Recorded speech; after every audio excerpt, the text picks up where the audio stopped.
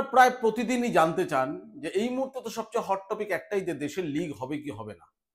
অবশ্যই আমাদের হৃদয়ে বাংলাদেশ হারের ক্ষত আছে এবং এই ম্যাচটা ২২ বছর পর জেতার পর বাংলাদেশিরা যা করছে তা অকল্পনীয়। অর্থাৎ বোঝাই যাচ্ছে ভারতীয় ফুটবল কোন উচ্চতায় বাংলাদেশিদের জন্য। তারা ভারতকে হারিয়ে মনে করছে যে একটা ম্যাচ জেতেনি, ওয়ার্ল্ড কাপ জিতেছে। দেখুন, বাংলাদেশও এশিয়ান কাপের মূল পর্বে কোয়ালিফাই করতে পারলো না, ভারতও পারল না। তাতেও কি উচ্ছ্বাস! অর্থাৎ বাংলাদেশ ফুটবল এতটাই আমাদের থেকে নিচে যে বাংলাদেশ ভাবছে আমাদের ভারতকে হারালেই চূড়ান্ত প্রাপ্তি। এটা অনেকটা আমাদের কাছে টাই ব্রেকার শটের মতো বাংলাদেশ ম্যাচ। যদি বাংলাদেশকে হারাই তাহলে মনে হবে টাই ব্রেকারে গোল করেছি, এতে বাহবা পাওয়ার কিচ্ছু নেই।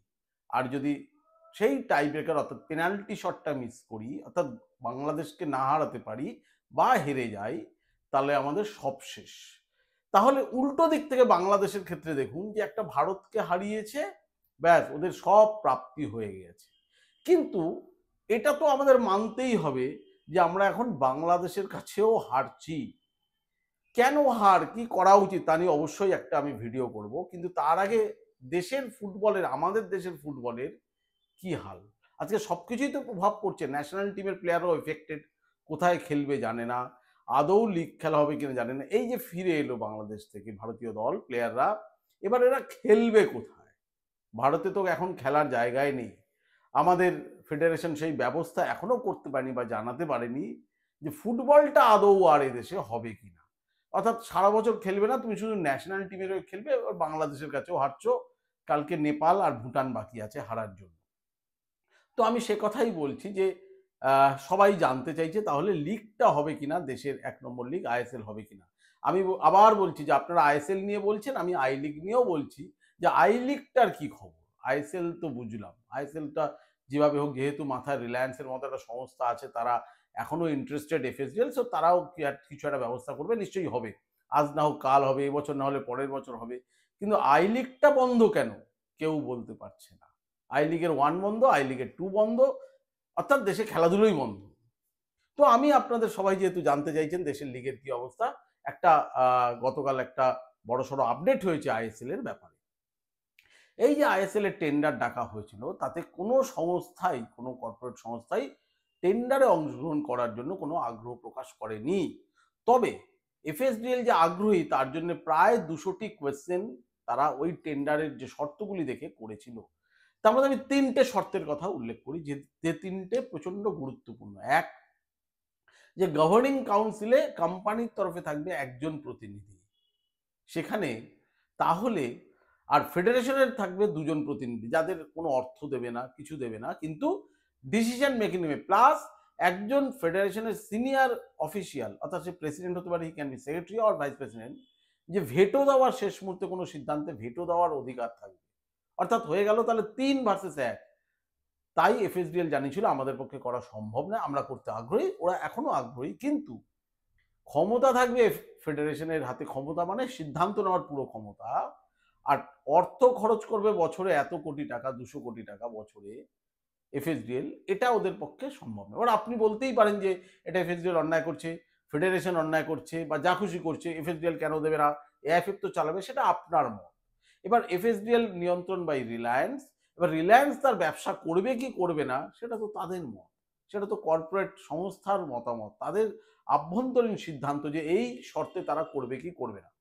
তাদের টাকা, তারা ফুটবলে বিনিয়োগ করবে কি করবে না সেটা একমাত্র তাদেরই সিদ্ধান্ত, আপনার নয়। তাই রিলায়েন্স বা এফএসডিএল কে গালিগালাজ করে কোনো লাভ হবে না।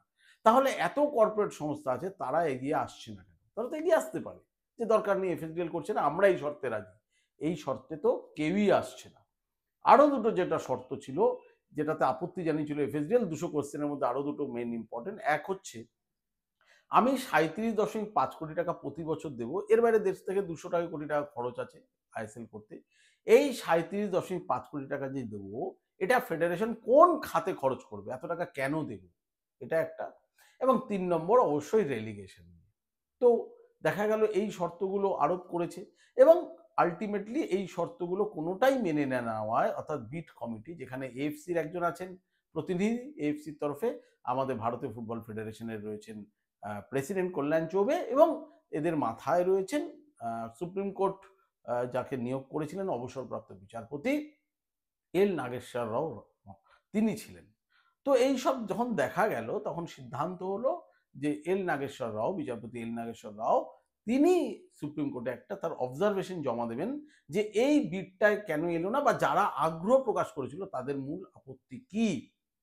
এই আপত্তির রিপোর্টটা গতকাল, মানে এর আগেই তিনি সুপ্রিম কোর্টে কয়েকদিন আগেই তিনি জমা দিয়েছেন, গতকাল সেটা প্রকাশিত হয়ে গিয়েছে যে কোন কোন জায়গায় তিনি তার অবজারভেশন জমা দিয়েছেন যে এই আইএসএলটার বিট কেন হলো না, মানে কেউ টেন্ডারে অংশগ্রহণ করলো না, বা তার মনে হয়েছে কি কি ঠিক করলে, পুনর্গঠন করলে শর্তগুলি টেন্ডারের, তাহলে হয়তো কেউ না কেউ রাজি হবে।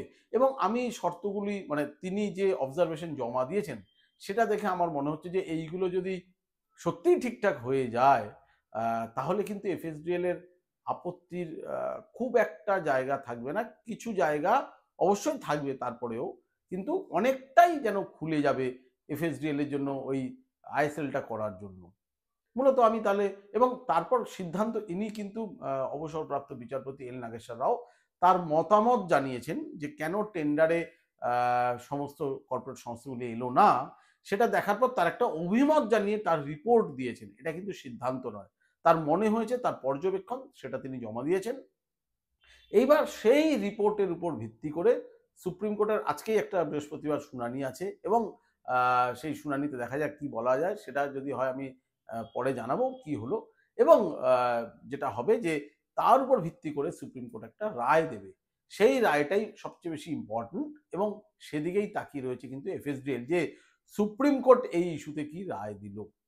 যেটা নাগেশ্বর রাও এই মুহূর্তে বলছেন তার পর্যবেক্ষণে, প্রথম কথা, তার মনে হয়েছে এই গভর্নিং কাউন্সিলের এই বিন্যাস থাকলে, অর্থাৎ যেখানে ফেডারেশনের প্রতিনিধি বেশি এবং ভেটো দেওয়ার অধিকার যদি ওই ফেডারেশনের সিনিয়র অফিসিয়ালের থাকে, তাহলে কোনো কোম্পানি কিন্তু শেষ মুহূর্তে হয়তো আগ্রহ প্রকাশ করবে না।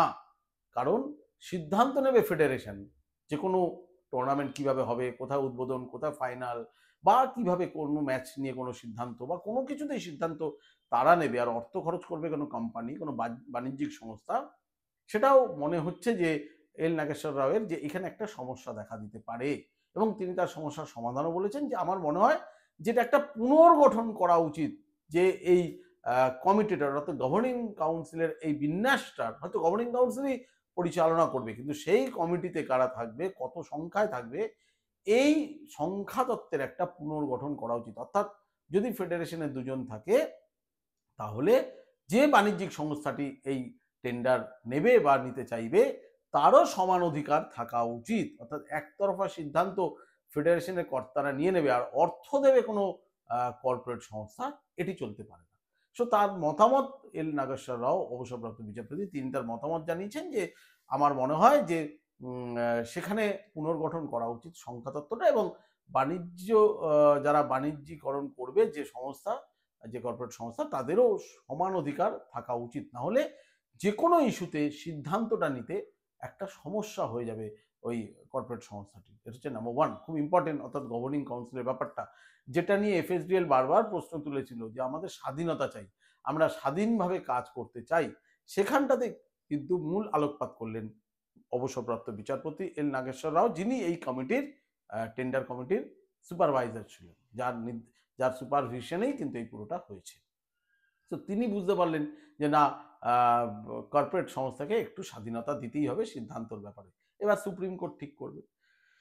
২ নম্বর পয়েন্টে তিনি তার অভিমত দিয়েছেন যে এই যে ৩৭.৫ কোটি টাকা, সেটা তিনি উল্লেখ করেনি। তিনি বলেছেন যে টেন্ডার পাওয়ার জন্য, অর্থাৎ বিডের জন্য, যে ন্যূনতম ব্যাংক গ্যারান্টি, বার্ষিক ব্যাংক গ্যারান্টি ফেডারেশনকে দিতে হবে। অর্থাৎ যেটা বলা হয়েছে টেন্ডারের শর্ত ৩৭.৫ কোটি টাকা, অর্থাৎ সেই টাকাটা উল্লেখ না করে তিনি বলেছেন যে বার্ষিক যে ন্যূনতম ব্যাংক গ্যারান্টি কোনো কর্পোরেট সংস্থাকে, বাণিজ্যিক সংস্থাকে ফেডারেশনকে দিতে হবে, সেটা নিয়ে একটু পুনর্গঠন করা উচিত বা পুনর্বিন্যাস করা উচিত সেই অ্যামাউন্টটা নিয়ে। অর্থাৎ তিনি সরাসরি মুখে বললেন না যে ৩৭.৫ কোটি টাকা দিয়ে একটু কমিয়ে আনা হোক বার্ষিক অনুদানটা, বার্ষিক অনুদানের যে বার্ষিক চুক্তিটা, ন্যূনতম ব্যাংক গ্যারান্টিটা, সেটা একটু সরাসরি না বললেও বুঝিয়ে দিলেন যে সেটা কমিয়ে আনলে মনে হয় কোনো কর্পোরেট সংস্থা এগিয়ে আসতে পারে আইএসএল এর টেন্ডারে অংশগ্রহণ করার জন্য। অর্থাৎ যেটা নিয়ে এফএসডিএল প্রশ্ন তুলেছিল যে কেন আমি 37.5 কোটি টাকা দেবো, এটা কি খাতে ফেডারেশন খরচ করে আমায় জানাতে হবে। অর্থাৎ সেটাতেও কিন্তু একটু শিথিলতা আনা হলো বলেই সকল বিশেষজ্ঞরা মনে করছেন। কিন্তু অবসরপ্রাপ্ত বিচারপতি এল নাগেশ্বর রাও অভিমত দিয়েছেন মাত্র, তিনি সিদ্ধান্ত দিতে পারেন না। তিনি টেন্ডারের পুরো প্রক্রিয়াটা দেখে একটা তার অভিমত দিয়েছেন সুপ্রিম কোর্টে যে এই আমার মনে হচ্ছে। এবার রায়, তার নির্দেশ, সেটা তো জানাবে সুপ্রিম কোর্ট। এবং এই দুটো তো তিনি দিয়েইছেন। এবং ৩ নম্বর ক্ষেত্রে আরো একটি বলেছেন তিনি, এল নাগেশ্বর রাও, যে সুপ্রিম কোর্টের নির্দেশ রয়েছে কি যে এখন থেকে লিগ চালানোর ব্যাপারে পুরো সিদ্ধান্তটা কিন্তু থাকবে ফেডারেশনের, এটা কোনো থার্ড পার্টির থাকবে না। কিন্তু এল নাগেশ্বর রাও তার রিপোর্টে একটা জায়গায় বলছেন যে এই জায়গাটা তো একটু ফ্লেক্সিবল হওয়া উচিত, একটু আরো মনে হয় পুনর্গঠন করা উচিত শর্তটা নিয়ে। অর্থাৎ এমন কিছু পয়েন্ট বের করা উচিত, মানে সেটা তো করবে সুপ্রিম কোর্ট তার রায়ে, যে এমন কিছু পয়েন্টস বের করা উচিত বা এমন কিছু একটা পথ বের করা উচিত যেখানে এআইএফএফ এর ক্ষমতার সার্বভৌমত্ব যেটা, সেটাও রক্ষা থাকবে। অর্থাৎ এআইএফএফ কন্ট্রোল হারাবে না, কিন্তু যে কর্পোরেট সংস্থা এই আইএসএলটা চালানোর জন্য এগিয়ে আসবে তাদেরও কোথাও একটা স্বাধীনতা দিতে হবে যে কোনো সিদ্ধান্ত নেওয়ার ব্যাপারে। অর্থাৎ এআইএফএফ যেরকম থাকবে যে এআইএফএফ এর কোনো অধিকার নেই নাক গলানো, এরকমও ব্যাপার না। আবার যে কর্পোরেট কোম্পানিটি আইএসএল চালাবে তাকেও স্বাধীনতা দিতে হবে। এরকম আপনাদের উল্লেখ মানে মনে করে দিই, এরকমটাই কিন্তু আগের গত 15 বছর ছিল। অর্থাৎ লাইসেন্সটা কিন্তু ছিল প্রফুল প্যাটেল অ্যান্ড কোং কোম্পানির হাতে, মানে এআইএফএফ এর হাতে। কিন্তু আইএসএলটা নিয়ে সিদ্ধান্ত নিতেন ওই এফএসডিএল কর্তারা, কিভাবে ম্যাচ হবে। আমি যেটা উল্লেখ করেছিলাম যে একটা এটিকের সঙ্গে এফসি গোয়া ম্যাচ, মানে যখন বিমানবন্দরের প্রবলেম হচ্ছিল গোয়া বিমানবন্দরে, তারা দ্রুত তার সঙ্গে হেলিকপ্টার অ্যারেঞ্জ করে সেখান থেকে টিম উড়িয়ে এনে 10টা না রাত 10:30টায় ম্যাচ করেছিল। এই সিদ্ধান্তগুলো ওরা নিজেরাই নিতে পারত, বা ফিক্সচার কিভাবে হবে না হবে। কিন্তু কোনো প্লেয়ারের ফাইন হবে, কোনো প্লেয়ার ইনডিসিপ্লিন হয়েছে, কোনো কোচ ইনডিসিপ্লিন হয়েছে, কোনো কোচ ডিসিপ্লিনারি মানে ডিসিপ্লিন ভেঙেছে, তার সেই ডিসিপ্লিনারি অ্যাকশন কিন্তু আগেও এআইএফএফই নিত। এআইএফএফ এর যে ডিসিপ্লিনারি কমিটি, তারাই কিন্তু সেই সিদ্ধান্ত নিত, সেটা কিন্তু এফএসডিএল নিত না। এফএসডিএল শুধু টুর্নামেন্টটা কিভাবে রান করবে তার ব্যাপারে সিদ্ধান্ত নিত। সেটাই কিন্তু অবসরপ্রাপ্ত বিচারপতি এল নাগেশ্বর রাও তার অভিমতের রিপোর্টে বললেন যে এমন একটা পথ আবার বের করতে হবে যেটাতে এআইএফএফ এর হাতেও ক্ষমতা থাকবে, আবার যে কর্পোরেট কোম্পানি আইএসএল চালাতে যাবে তারাও যেন যে কোনো ব্যাপারে সিদ্ধান্ত নিতে পারেন। অর্থাৎ যা আগে ছিল সেরকমই তো একটা ইঙ্গিত করে দিলেন তিনি। এবার সিদ্ধান্তটা তো সুপ্রিম কোর্টের। তবে যে ইঙ্গিতগুলো তিনি করলেন তার রিপোর্টে, সেগুলো কিন্তু সবই এফএসডিএল এইভাবেই চাইছিল। তার ফলে তার রিপোর্টে কিন্তু একটা সূক্ষ্ম আলোর রেখা দেখা দিচ্ছে যে হয়তো এবার সলভ হতে পারে। কারণ আগে যে শর্তগুলি ছিল সেই শর্তে কিছুতে এফএসডিএল বা অন্য কোনো কর্পোরেট কোম্পানি আগ্রহী দেখানি। অন্য কোনো কর্পোরেট কেন পিছিয়ে, যেহেতু এফএসডিএলই একমাত্র আগ্রহ দেখিয়েছিল এই কোয়েশ্চেনের আনসারগুলো করে যে আমরা এইগুলো জানতে চাই এবং এগুলোতে আমরা আগ্রহী না। অন্য কোনো কর্পোরেট সংস্থা সেভাবে কোনো কোয়েশ্চেন করেনি, প্রশ্ন তুলে তুলে, পয়েন্ট তুলে তুলে। সেহেতু মনে হচ্ছে যে এফএসডিএল সত্যি আগ্রহী, এবং আমার কাছে যা খবর এফএসডিএল সত্যি আগ্রহী এবং তারা জাস্ট ওয়েট করছে, সুপ্রিম কোর্টের দিকে তাকিয়ে আছে। এইবার এল নাগেশ্বর রাও, যাকে সুপ্রিম কোর্ট নিয়োগ করেছিলেন, তিনি একটা রিপোর্ট জমা দিলেন সুপ্রিম কোর্টের কাছে। সুপ্রিম কোর্টে আজকে বৃহস্পতিবার একটা শুনানি রয়েছে এবং দেখা যাক আজকে শুনানিতে তিনি কি বলেন, সুপ্রিম কোর্টের বিচারপতি তিনি কি বলেন এবং পরবর্তী ক্ষেত্রে বা কি রায় দেন।